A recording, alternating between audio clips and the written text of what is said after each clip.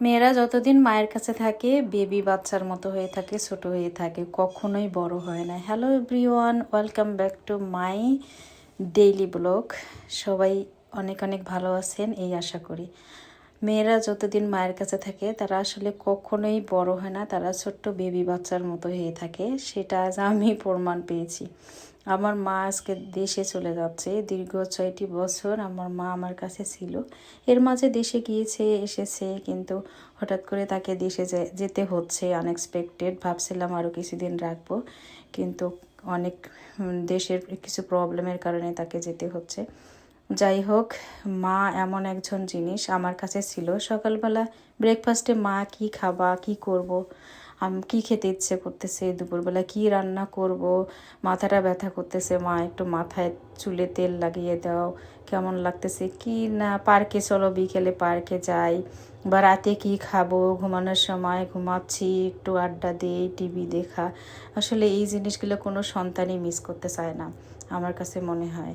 So আমি এতদিন আমার মায়ের একটা বেবি বাচ্চা হয়েছিলাম, আমার কাছে এরকমই মনে হয়েছে। হঠাৎ করে যখনই চলে যাবে আমি এটা মেনে নিতেই পারছিলাম না। অনেক কান্না করেছি প্রথমে, যে কেন যাবে, আরও কিছুদিন থাকতো আমার কাছে। এমন একটা অভ্যাস আমার হয়ে গিয়েছে মাকে পাশে পেয়ে বা মাকে আমার কাছে রেখে।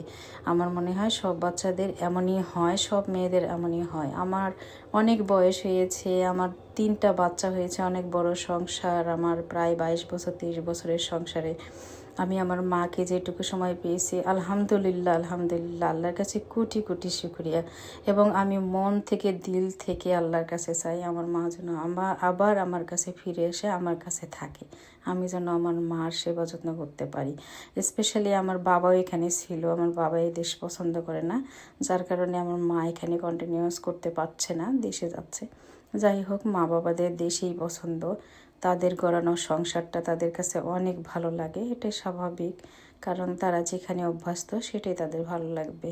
তো আজকে আমার মা চলে যাচ্ছে বাংলাদেশে, আমরা সবাই এয়ারপোর্টে এসেছি। মার সঙ্গে যাচ্ছে আমাদের এখানের এক আন্টি, যেটা বলতে গেলে আমার মায়ের বান্ধবী বলা চলে পার্কের। তারা সবাই একসঙ্গে বসে গল্প করত, অনেক মজা করত। আমরা যে জায়গাটায় থাকি পুরো বাংলাদেশ বলতে গেলেই চলে। পার্কে অনেক আন্টিদের সঙ্গে আমরা আড্ডা দিই। আমার বিশেষ করে আন্টি বয়স্ক মানুষদের অনেক ভালো লাগে মায়েদের। তো যাই হোক, সঙ্গে যাচ্ছে আমাদের এক ভাই। ওনারা সবাই রংপুর জেলার, সবাই আসলে রংপুরে গিয়েই নামবে, তারপর যার যার গন্তব্যস্থলে চলে যাবে।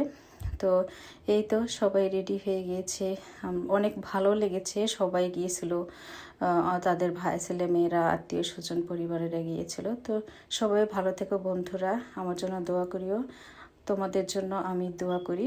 আল্লাহ হাফেজ।